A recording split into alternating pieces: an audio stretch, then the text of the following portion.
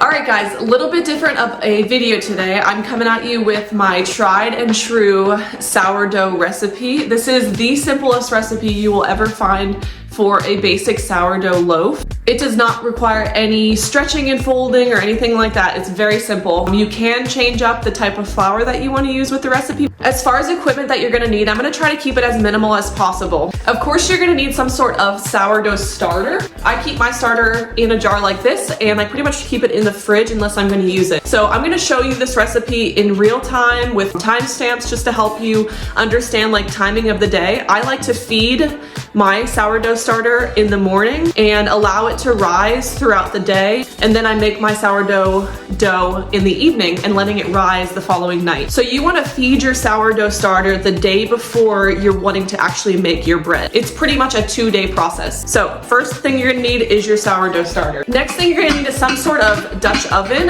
This is the one that I am currently using.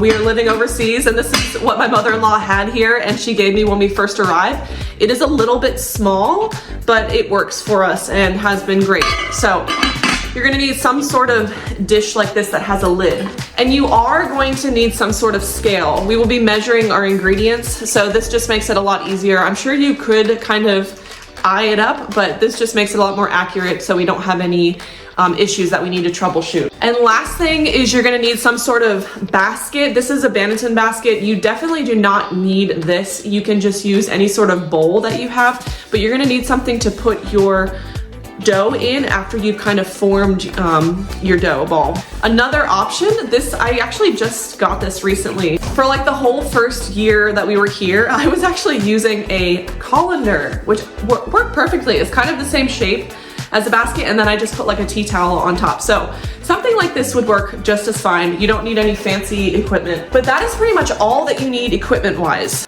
One of the things that you really want to be careful of with your sourdough starter that I've seen a lot of people have issues with, that their bread ends up turning flat or it's over fermented, they're not sure why it's not having that really good fluffy rise, is that you're not discarding before you actually feed your starter. Sometimes people will just kind of feed what they already have in here, and if you keep feeding on top of that, you're going to get too much fermentation going on. So what you want to do is have some sort of secondary jar that you can put your discard in. So this is actually my discard jar that I will keep in the fridge and just kind of use it for other recipes like pancakes or muffins or whatever else you want to use it for. You want to make sure you discard from this jar first, and you really don't need to leave very much in your jar at all. It could be as little as a tablespoon, and this would still be able to ferment. Like I said, before you go ahead and feed your starter, you want to discard what you have in here into your discard jar, and then go ahead and feed your starter. Okay, so let's go ahead and get on with the production here. I'm going to show you in real time, like I said. So the video is going to pick up where I'm pulling my starter from the fridge,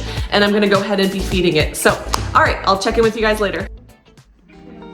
Okay guys, good morning. It is about 8:30 in the morning, and I'm taking my sourdough out of the fridge the day before I'm wanting to bake my loaf, and I am going to just discard what I have in my jar, and I'm really leaving a very tiny bit at the bottom. So when I go to feed my starter, I'm only using about 2/3 of a cup of flour. You really don't even need that much. And I don't weigh anything with this. I'm looking more for a consistency when I mix up my flour and water. You're looking for somewhat of a pancakey batter consistency. So now we're just gonna set it on the countertop and wait until it about doubles in size. And you'll kind of see as I'm checking it here throughout the day that it will start getting very bubbly as the day goes on.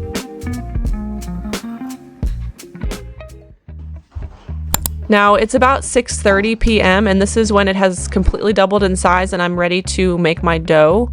So you want to make sure that you zero your scale out before you add anything.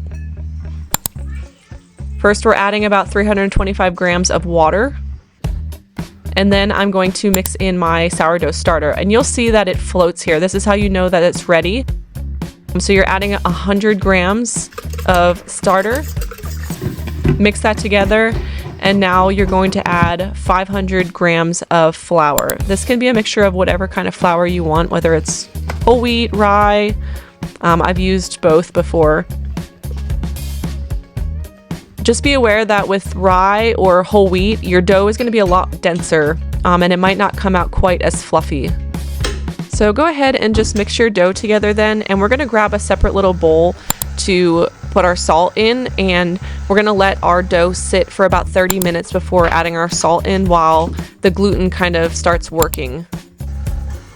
After about 30 minutes, go ahead and add your salt in, and then you're just gonna cover that with some sort of saran wrap or a towel, and then you're just gonna place it in a warm place to ferment overnight.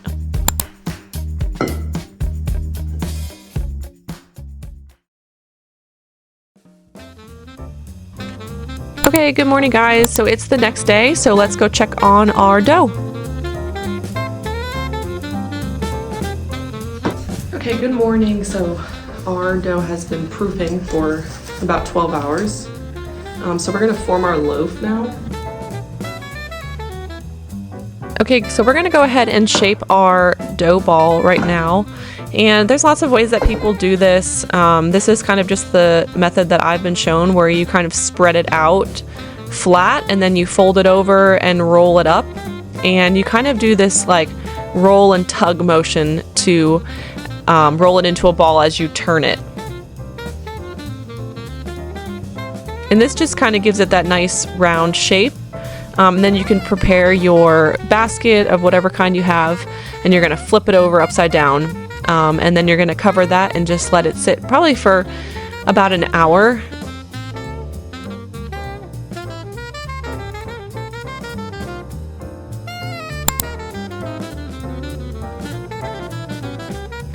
When you're ready to actually bake your bread, you want to preheat your oven with whatever kind of dish that you're going to use to bake. This will get the dish nice and hot and ready for your dough.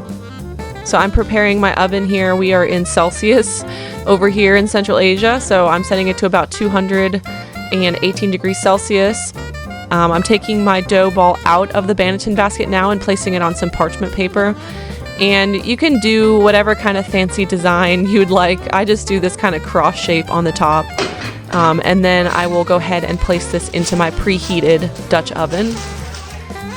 You're gonna bake it first covered for 20 minutes. Set timer for 20 minutes. Okay, so 20 minutes passed. So now what you want to do is you want to take your lid off. We're going to cook it for another 25 minutes with the lid off. Set timer for 25 minutes.